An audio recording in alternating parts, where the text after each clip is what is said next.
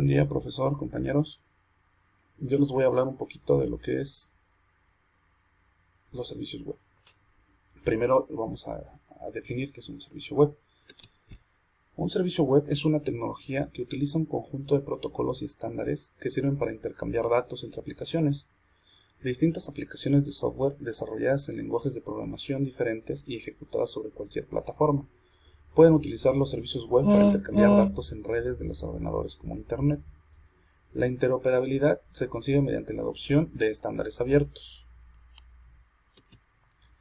Las organizaciones OASIS y W3C son los comités responsables de la arquitectura y reglamentación de los servicios web. La W3C son las siglas de World Wide Web Consortium, un consorcio fundado en 1994 para dirigir a la web hacia su pleno potencial mediante el desarrollo de protocolos comunes que promuevan su evolución y aseguren su interoperabilidad. Ellos definen un servicio web como un sistema diseñado para soportar la interacción máquina a máquina a través de una red de forma interoperable. Esta información típicamente es transmitida usando serialización XML sobre HTTP conjuntamente con otros estándares. Ahora, OASIS, que por sus siglas en inglés, es la Organización para el Avance de Estándares de Información Estructurada. Esta es un consorcio internacional sin fines de lucro que se orienta al desarrollo, la convergencia y la adopción de los estándares de comercio electrónico y servicios web. Los miembros del consorcio deciden cómo y qué trabajo realizan mediante un proceso abierto y democrático. El trabajo técnico se lleva a cabo en categorías tales como energía, servicios web, comercio electrónico, Internet de las cosas, seguridad, leyes y gobierno, cadena de suministro, etc. Ahora vamos a hablar de la pila de arquitectura. La primera introducción de los web services en el mundo de Internet vino de la mano de SOAP. SOAP es un protocolo que define cómo deben realizarse las comunicaciones entre máquinas. SOAP usa XML como lenguaje de intercambio de datos con una estructura compleja que es capaz de albergar todo tipo de datos sobre la solicitud o respuesta generada. Después llegó REST. REST usa el protocolo HTTP para la comunicación entre máquinas. HTTP es ampliamente soportado por todos los sistemas y de hecho, para la transferencia de datos en la web se usa HTTP. REST se caracteriza por no tener estado, es decir, el servidor no es capaz de recordar el estado de la anterior solicitud. Por ello, el cliente tiene que enviar en cada solicitud todo el estado de su sesión, lo que se suele hacer mediante un token que le ayude a recordar. REST simplifica las cosas, ya que también utiliza el lenguaje JSON. Hoy REST y JSON se han convertido en la opción más sencilla y por tanto más recomendable para implementar un servicio web. Ahora, existe XML y existe JSON. Vamos a platicar un poquito de ellos. Para los temas de comunicación entre máquinas se requiere una serie de características, básicamente marcadas porque las máquinas implicadas en la comunicación pueden tener sistemas diferentes. Pueden usar lenguajes de programación o de bases de datos diferentes. Incluso los sistemas operativos suelen ser distintos entre lo que es el cliente y el servidor. Por eso, para la comunicación de datos se usa básicamente lenguajes escritos en archivos de texto plano. Entre los lenguajes más usados para la comunicación de los datos en los servicios web encontramos lo que es XML y JSON. Aunque ya conocemos un poquito estos lenguajes, les voy a platicar un tantito. XML está basado en etiquetas como HTML. Es más tradicional, pero también es un lenguaje más avanzado, ya que presenta diversas utilidades para su extensión, validación de la información y sintaxis de los datos. Ahí, les puse un ejemplo de la sintaxis de XML. Yo sé que ya estamos familiarizados, pero bueno, para recordar un poquito. Y tenemos también lo que es el lenguaje JSON. Este es un lenguaje más nuevo, más que XML, y está basado en sintaxis de JavaScript. Generalmente es más ligero y requiere mucho mejor carga del servidor para su procesamiento. Bueno, aquí tenemos algunas, hay más, pero son algunas puntuales diferencias entre lo que es el lenguaje JSON y XML. JSON es un poco más compacto. Ya sabemos que puede ser parseado usando métodos. Puede incluir arrays Y los nombres de las propiedades no pueden ser palabras reservadas de JavaScript. Y XML, bueno, los nombres son más extensos y puede ser validado bajo un conjunto de reglas. JavaScript es normalmente más utilizado del lado del cliente. Después tenemos lo que es la UDI.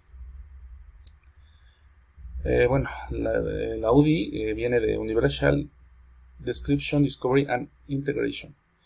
Esta es una iniciativa de Oasis para el contexto de los servicios web. Se trata de un servicio de registro directorio de servicios web en XML, donde un proveedor publica su servicio y un consumidor lo busca. El funcionamiento es similar a las páginas amarillas de directorio de teléfonos.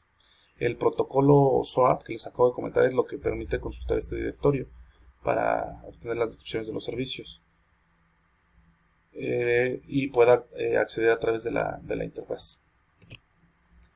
También tenemos lo que es la WSDL, que son los Web Services Description Language, que básicamente es un lenguaje específico XML que permite definir la interfaz de un servicio web.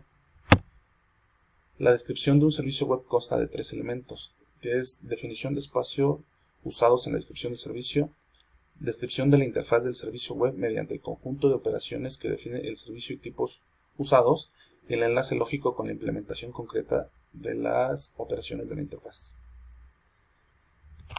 Bueno, ahora vamos a hablar un poquito de la arquitectura.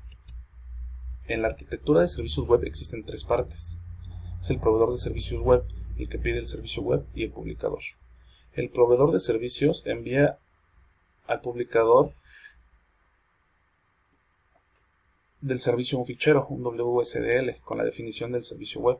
El que pide el servicio contacta con el publicador y descubre quién es el proveedor y contacta con el proveedor, que el proveedor utiliza el protocolo SOAP. Pero bueno, miren, con este esquema general podemos describir el patrón de interacción de un servicio web con los pasos que les voy a mencionar. El paso número 1 dice, el proveedor del servicio genera el contrato de integración WSDL, donde se describirá la especificación del servicio web. Registra este WSDL en el directorio UDI o registro del servicio. 2. Un consumidor del servicio solicita un servicio web a través del UDI y lo localiza en el registro del servicio y dispone de su ubicación física. 3. El consumidor o cliente del servicio a través de la especificación del descriptor, que es la WSDL, envía una solicitud para un servicio particular al web service, que se encarga de recibir y enviar los mensajes en formato SOAP. El proveedor del servicio recibe el mensaje SOAP del consumidor y ejecuta la operación relacionada con dicha solicitud. El resultado de la misma se devuelve como mensaje SOAP al consumidor. El consumidor lo que hace es recibir el SOAP con la respuesta o resultado y lo procesa. Ahora vamos a hablar un poquito de las ventajas de los servicios web. Son las principales ventajas a mi punto de vista. 1. Aportan interoperabilidad entre las aplicaciones de software, independientemente de sus propiedades o de las plataformas sobre las que instalen. Así que no vamos a tener ningún problema en hacerlo desde un sistema operativo diferente, un lenguaje diferente. O sea, siempre se va a tener acceso. Los servicios web fomentan los estándares y protocolos basados en un texto, que hace más fácil acceder a su contenido y entender su funcionamiento. 3. Permiten que servicios y software de diferentes compañías ubicadas en diferentes lugares geográficos puedan ser combinados fácilmente para proveer servicios integrados. Ahora, los inconvenientes de estos servicios. Entre los inconvenientes del uso de servicios web, el principal es que afecta al rendimiento. Si bien utilizar estándares y protocolos basados en texto es una virtud respecto a la legibilidad, también es un inconveniente en cuanto a rendimiento. Por otro lado, en cuanto a la seguridad, la ventaja de basarse en HTTP se puede voltear, puede ser un inconveniente porque es difícilmente auditable. Algunos de los servidores, de los principales servidores de aplicación para servicios web, están JBoss, Oracle Fusion, IBM Lotus, Axios, ColdFusion, Java Web Service, Jonas, Microsoft.net, Novel Extend, WebLogic, WebServe, SOAP, VeraStream. Como principales, Hay muchos ya en el mercado, pero estos son los más usados. Bueno, yo espero que hayan entendido un poquito lo que son los